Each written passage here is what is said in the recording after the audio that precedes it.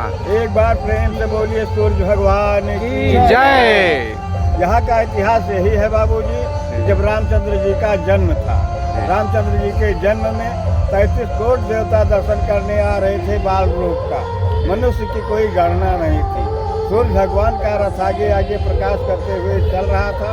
सूर्य भगवान का रथ यहाँ पर 1 महीना तपस्या की। बालकांड रामायण में लिखा है कि मास दिवस को दिवस भयो मर्म न जाना को रब समेत रथ था कि हो निशा कौन विधि हो। 1 महीने का दिन ही दिन कर दिया, किसी को नहीं मालूम हुआ कि 6 दिन की छठी हो जाए, 12 दिन की बढ़ई हो जाए, 1 महीने की शुद्धि हो जाए, नाम संस्करण हो जाए, जैसे अपने हिंदुओं में होता है। जी। त्रेता की बात थी। उसके बाद कलयुग के राजा दर्शन सिंह यहाँ पर शिकार खेलने आए। उनको प्यास लगी, नौकर से जल मांगा। तब ना ये कुंड बना था, ना कोई कुआं था, छोटा सा गड्ढा था जहाँ पर रथ रुका था। राजा को गड्ढे से जल दिया गया। राजा के शरीर में सफ़ेद दाग था, जिसे कुष्ठ रोग कहते हैं। राजा हाथ धुले, मुंह धुले, जहाँ जहाँ जल लगा उनका अच्छा हो गया। तब राजा आश्चर्य में पड़े, क्या बात है, कैसे क्या हो रहा है। तब राजा नौकर से पूछने लगे, जल कहाँ से लाया। नौकर पहले तो डरा कि राजा महाराजा की बात है, गंदा पानी दे दिया, कहीं गुस्से में तो नहीं हो गए। राजा बोले, डरो नहीं, तुम्हें इनाम दिया जाएगा, बतलाइए जल कहाँ से लाया।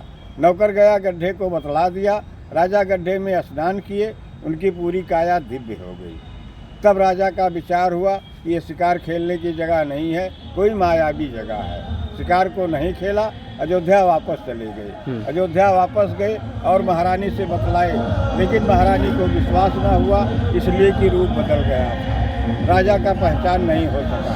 राजा को महल में जाने को आज्ञा नहीं हुआ। तब सूर्य भगवान को कष्ट हुआ। सब लोग हाथ जोड़ लीजिएगा। सूर्य भगवान प्रकट हुए और महारानी को दर्शन दिए।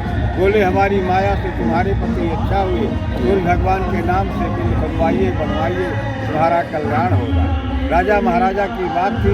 जंगल कटना शुरू हो गया, खुदाई शुरू हो गई। खुदाई में सूर्य भगवान की मूर्ति निकली, जो ऊपर मंदिर पे आपने दर्शन किया। अच्छा। इसी से इसका सूर्यकुंड नाम पड़ा। सूर्य भगवान के नीचे शंकर भगवान की मूर्ति निकली, इस चवाले में रखी हुई है। शंकर जी के नीचे 24 घंटा खजाना निकला। अच्छा। वो खजाना अयोध्या राजा राज सदन को ढो करके गया और उसी खजाने से सुबह 12 किरणों के साथ सूर्य भगवान उदय होते हैं। आपका ये 12 घाट बना हुआ है। उत्तर है, पश्चिम है, दक्षिण है। पूरब घाट नहीं बना हुआ है, पूरब दीवार है। पूरब घाट इसलिए नहीं बना कि सुबह के टाइम यात्री स्नान या स्नान करेंगे तो भगवान को पेट पीछा पड़ जाएगा, स्नान अशुद्ध माना जाएगा, इसलिए पूरब घाट नहीं बना। बन के जब तैयार हुआ, अयोध्या महात्म को देखा गया।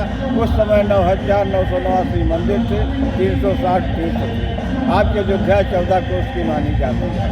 14 कोस के अंदर में 360 तीर्थ थे। तब ये हुआ कि कोई अमीर है, कोई गरीब है, एक ही दिन करके यात्रा करता रहेगा तो जीविका कैसे चलेगा। राजा प्रजा का बैठक हुआ। राजा प्रजा के बैठक में यही तय किया गया कि सभी मंदिरों से 5-5 टोकरी मिट्टी मंगवा करके वो वेदी बनवाई गई, जो चबूतरा आपको दिखाया। और जो सभी मंदिरों से 5-5 घड़ा जल मंगवा करके मन को वेदी बनवाई गई। उसके बाद सभी तीर्थों से 5-5 घड़ा जल मंगवा करके वेदी पर रखवा करके 11,000 मन का हवन करवा करके मंत्र द्वारा इसमें जल डलवा दिया गया।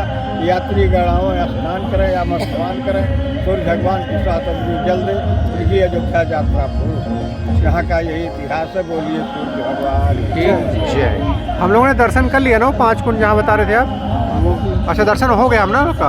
देवी का दर्शन हो गया। हाँ, वहाँ गए थे हम लोग अभी। तो ठीक है, उसमें बैठ कर शनि महाराज का हो गया, वहाँ हो गया। ठीक है। हाँ। तो बेदी पर वही जो है शंकर जी का, वही जहाँ आप बैठे थे, वही बेदी पास बैठेंगे, वही से अच्छा दिखाई। अच्छा। वही से दिखाई भी अच्छा पड़ेगा। ठीक है गुरुजी, धन्यवाद आपका, बहुत बहुत धन्यवाद। ठीक है गुरुजी, धन्यवाद।